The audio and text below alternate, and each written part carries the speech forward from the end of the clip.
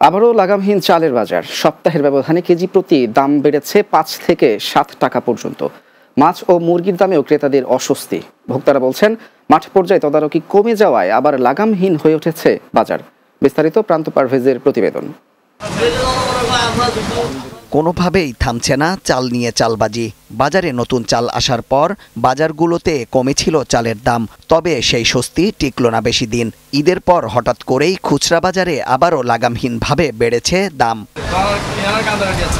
এমন দাম বৃদ্ধিতে হতাশায় ক্রেতারা। তবে ব্যবসায়ীদের দাবি, চালকল মালিক আর অসাধু কিছু কোম্পানির কারসাজিতেই চালের দাম এতটা বৃদ্ধি পেয়েছে। কিনতে 80 টাকা লেয়া, কম হইলেও আমরা আসি, বেশি হইলেও আমরা আসি, আমাদের হয়ে গেছে। মিনিকেট চাউল বাড়ছে 1 কেজিতে 6 টাকা, 50 কেজিতে 300 টাকা বাড়ছে। মেলাররা কৃত্রিম সংকট দেখাইয়া এই পাবলিক থেকে এই টাকাগুলো হাতিয়ে নিছে।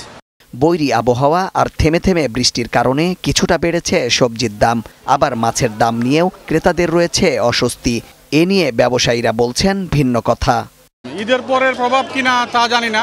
মাছের দাম বেশি মনে হলো আজকে।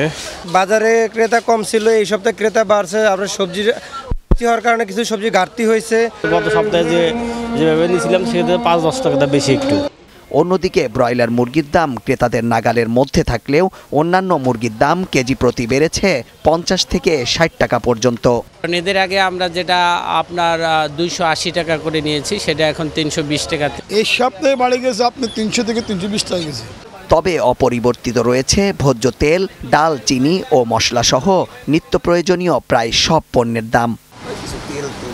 প্রান্ত পারভেজ, বাংলা টিভি, ঢাকা।